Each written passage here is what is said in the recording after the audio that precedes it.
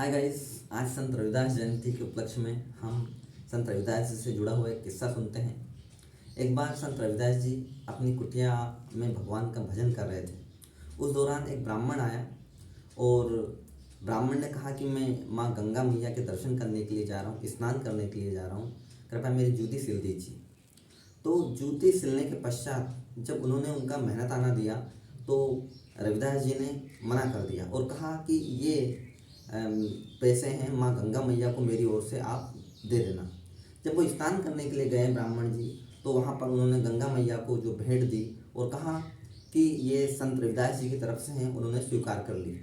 और माँ गंगा मैया ने उन्हें एक सोने का कंगन दिया और कहा कि ये रविदास जी को दे देना। तो उस ब्राह्मण के मन में लालच आ गया और उन्होंने सोचा कि ये जो कंगन है मैं राजा को अगर दूंगा तो मुझे राजा बहुत सारा धन देगा, अफर्सियाँ देगा। तो इसे लालच के कारण उन्होंने ये कंगन राजा को दे दिया। जब राजा ने उस कंगन को अपनी पत्नी को दिया तो पत्नी ने उस कंगन को रख लिया और उसे बहुत पसंद आया। तो उन्होंने राजा से कहा ऐसा ही कंगन मुझे एक और चाहिए। और उन्होंने राजा से जब कहा तो राजा ने उस ब्राह्मण से कहा कि ये एक और कंगन लाकर दीजिए, नहीं तो तुम्हें दंड का भागी होना पड़ेगा।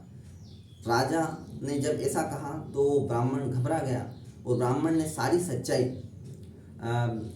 संत रविदास जी को बताई। जब रविदास जी को पता चला तो रविदास जी ने अपनी कठौती, जिसमें वो जूता सिलने का काम करते थे, उस कठौती में तो उन्होंने माँ गंगा मैया से प्रार्थना की, गंगा मैया मुझे एक और कंगन ऐसा ही चाहिए। और माँ गंगा ने उनको जब ये कंगन दिया, उन्हें कंगन दे दिया और उन्होंने ब्राह्मण को जब लौटाया और ब्राह्मण ने जब राजा को लौटाया तो वो ब्राह्मण के द्वारा जो कंगन दिया था वो राजा बहुत खुश हुए। इस प्रकार ये कहावत बनी कि मन चंगा तो कठौती में गंगा।